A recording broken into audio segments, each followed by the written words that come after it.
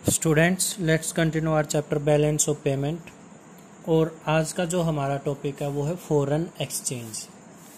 सबसे पहले हम फॉरेन एक्सचेंज का मीनिंग समझ लेते हैं। फॉरेन एक्सचेंज होता क्या है? अगर मैं हिंदी में बोलूँ, फॉरेन एक्सचेंज मीन्स होता है विदेशी मुद्रा। विदेशी मुद्रा, मुद्रा मीन पैसे, विदेश के पैसे। तो foreign exchange means foreign country के पैसे।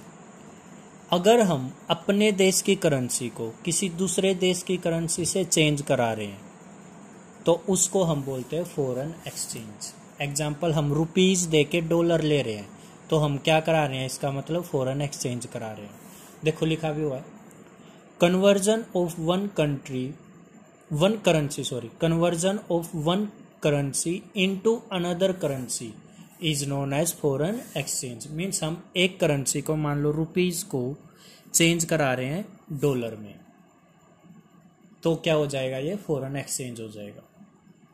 अच्छा, आपने पता होगा, आपने ये सुना भी होगा कि अगर हमें $1 लेना है तो हमें 70 रुपीज़ देने पड़ते हैं, 75 देने पड़ते हैं, या रेट घट बढ़ सकती है। तो मीन्स हमारे 70 रुपये देंगे जब हम, तो हमें $1 मिलेगा। ठीक है, तो ये $1 के बदले जो 70 रुपये देने पड़ रहे हैं हमें, ये रेट हो गया। मीन्स $1 कितने में चेंज हो रहा है? 70 रुपीज़ में। ये रेट हो गया। देखो फॉरेन एक्सचेंज रेट क्या होता है? The rate at which domestic currency, domestic mean हमारे देश की currency, can be exchange for a foreign currency, विदेशी मुद्रा के साथ, विदेशी पैसों के साथ जो बदले जा सकते हैं। मीन्स जिस रेट पर रुपीज को चेंज करते हैं डॉलर में, फॉरेन करेंसी, डॉलर, पाउंड, दिनार, ये सारे हो गए। तो मैं एग्जाम्पल के लिए केवल डॉलर का नाम लूंगा, क्योंकि डॉलर ऐसी करेंसी है जिसको यूनिवर्सली एक्सेप्ट किया जाता है। मीन्स संसार में कहीं चले जाओ, वहीं पर आप डॉलर चेंज करा के और उस देश की करेंसी ले सकते हो। यूनिवर्सली एक्सेप्टेड करेंसी है डॉलर और पाउंड। तो मैं डॉलर का ही एग्जाम्पल दूंगा। ये क्या, कौन सी रेट हो गई कि भाई जिस रेट से रुपीज और डॉलर में एक्सचेंज हो रहा है, उस रेट को फॉरेन एक्सचेंज रेट बोलते हैं। एग्जाम्पल देखो, मान लो $1 के बदले कितने रुपीज देने पड़ते हैं? 60 रुपीज। तो ये रेट हो गई $1 इज इक्वल टू 60 रुपीज। दोबारा पढ़ लो, the rate at which domestic currency can be exchange for a foreign currency. या फिर ऐसे पढ़ लो, the rate at which rupees can be exchange for dollar. जैसे $1 इज इक्वल टू 60 रुपीज। अच्छा, अब बोलोगे सर ये रेट कौन फिक्स करेगा? $1 60 रुपीज का मिल रहा है, ये फिक्स कौन करता है?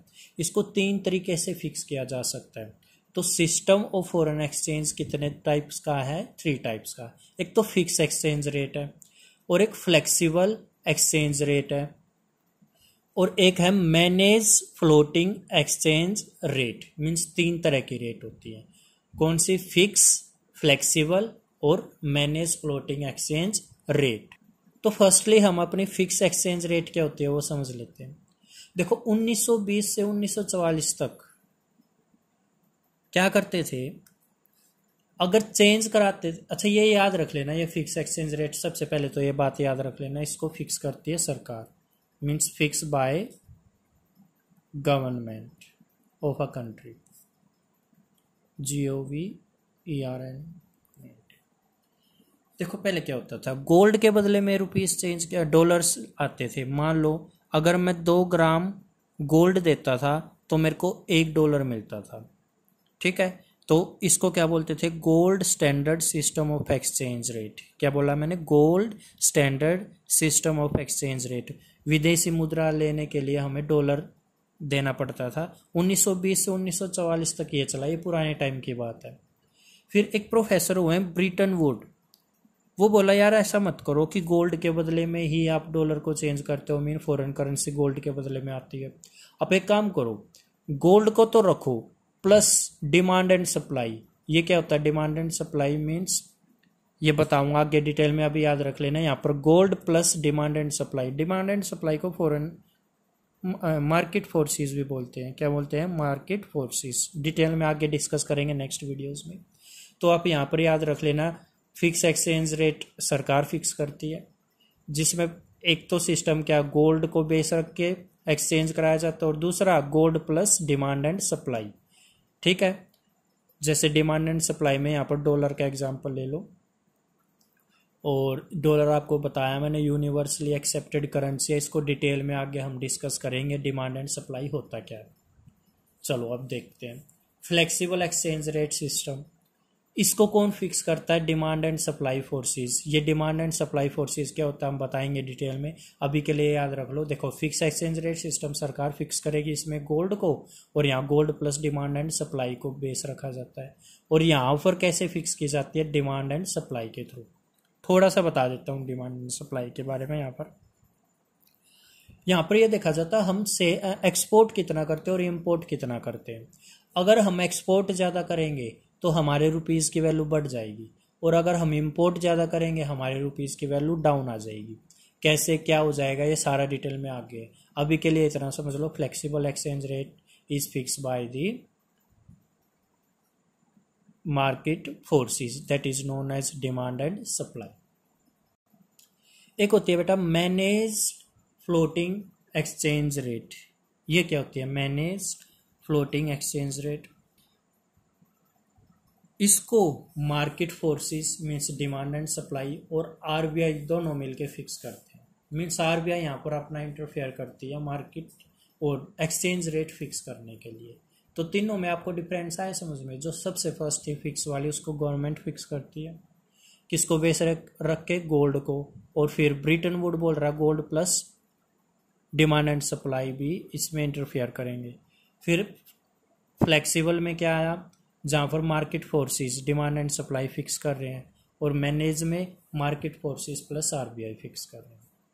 फॉरेन एक्सचेंज रेट ये क्या होता है भाई? देखो, it refers to market for national currency of different nation in the world wide. ये क्या बोल रहे हैं? ऐसी मार्केट जिसमें आप संसार की करेंसी एक्सचेंज करा सकते हो आपस में। मीन्स किसी एक देश की करेंसी संसार की किसी भी करेंसी से आप चेंज करा सकते हो, उसको क्या बोलते हैं? फॉरेन एक्सचेंज रेट बोलते हैं। ये देखो, ये मोस्ट इंपॉर्टेंट टॉपिक है। फॉरेन एक्सचेंज मीन्स विदेशी मुद्रा, मीन्स डॉलर। मान लो डॉलर की डिमांड आप कब करोगे और डॉलर की सप्लाई कब होगी। अगर आप फॉरेन कंट्री से कोई गुड्स मंगवा लेते हो, कोई भी चीज़ परचेज करते हो, तो आपको पेमेंट रुपीज़ में करनी है अमेरिका वालों को या फिर डॉलर में करनी है? आप ये बताओ।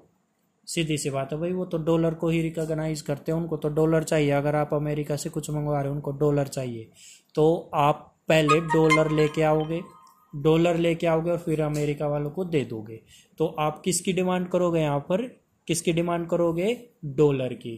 तो फॉरेन एक्सचेंज की डिमांड कब हुई? जब आपने क्या किया? कोई चीज़ इंपोर्ट करी, या फिर आपने लोन ले रखा अमेरिका वालों से और उनको आप वापस कर रहे हो उनका लोन। तो आप रुपीज़ में थोड़ा ही ना करोगे, आप किस में करोगे? डॉलर में, क्योंकि अमेरिका में तो डॉलर चलते हैं। सर हम ये डॉलर कहाँ से लाएंगे? बेटा बैंक्स वगैरह से मिल जाता है ये डॉलर, आरबीआई से मिल जाएगा। आगे देखो, फॉरेन इन्वेस्टमेंट। विदेश में आप कोई इन्वेस्टमेंट कर रहे हो, मीन्स अमेरिका में आप कोई इन्वेस्टमेंट कर रहे हो, मान लो कोई चीज़ परचेज कर रहे हो, तो वहाँ पर आपको डॉलर देने पड़ेंगे, तब भी आप डिमांड किसकी करोगे? फॉरेन एक्सचेंज की। अगर आप कोई चीज़ अब्रोड में विदेश में परचेज कर रहे हो तो भी आपको डॉलर की नीड पड़ेगी। अगर आप दान दे रहे हो वहाँ पर, तो आप वहाँ पर रुपीज़ में नहीं डॉलर में दान करोगे। स्पेकुलेटिव ट्रेडिंग ये क्या होता है? आपने कोई सिक्योरिटी परचेज कर ली ताकि फ्यूचर में आपको वो बेचकर फ़ायदा हो जाए। मान लो आपने शेयर परचेज कर लिया और आप उसको ना अगर रेट बढ़ जाएंगे तब सेल कर दोगे, तो आज आप बेशक परचेज कर रहे हो तो आपको डॉलर की नीड तो पड़ेगी परचेज करने के लिए, ये हो जाएगा इसमें। ठीक है, तो यहाँ पर डिमांड होगी किसकी? फॉरेन एक्सचेंज की, मीन्स डॉलर्स की, पाउंड की या डॉलर्स की। कुछ ऐसी करेंसी है जिनको यूनिवर्सल एक्सेप्ट किया गया है, जैसे डॉलर हो गया, पाउंड हो गया। ठीक है, तो मैं केवल डॉलर का एग्जांपल ले रहा हूँ।